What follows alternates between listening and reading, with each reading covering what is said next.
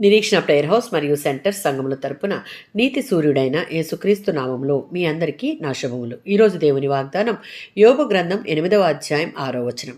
నీ నీతికి తగినట్టుగా నీ నివాస స్థలమును వర్ధిల్ల చేయును. యోబు ఎదుర్కొంటున్న కష్టాలు పాపం కారణంగా అని యోబు స్నేహితుడైన బిల్దదు భావిస్తూ ఉన్నాడు. దేవుడు న్యాయస్థుడు కనుక యోబు పాపం చేయకపోతే ఆయన ఇలా శిక్షించడని బిల్దదు యొక్క ఆలోచన. కాబట్టి బిల్దదు యోబును దేవుని వైపు తిరిగి ప్రార్థించమని, తన మార్గాలను శుద్ధి చేసుకోమని సూచిస్తూ ఉన్నాడు. అప్పుడు దేవుడు అతనిని తిరిగి స్థాపించి అతని న్యాయస్థితిని పునరుద్ధరిస్తాడని చెప్తూ ఉన్నాడు. కానీ బిల్దదు ఆలోచిస్తున్నట్లు, అనుమానిస్తున్నట్లు యోబు అనుభవించే కష్టాలు పాపం యొక్క ఫలితం కాదు. అవి దేవుని యొక్క పరీక్ష. దానిని యోబు చాలా విశ్వాసంతో ఎదుర్కొంటున్నట్లు మనం ఇక్కడ చూడవచ్చు. 34వ సంకీర్తన 15వ చరణం.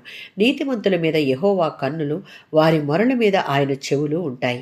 లోకం దృష్టిలో మనం దోషులంగాను పాపులంగాను కనిపించినా దేవుని దృష్టికి మన భక్తి జీవితం యథార్థంగా కాపాడుకుంటే లోకమంతా ఏకమై ఒకవైపు, దేవుని దృష్టికి ఇష్టులై జీవించేవారు ఒకవైపు నిలబడి దేవునిని వేడుకుంటే వారి ప్రార్థనలు విని వారిని తగిన సమయమందు రక్షించి కాపాడి హెచ్చించుటకు ఆయన ఎప్పుడూ సమర్థుడు.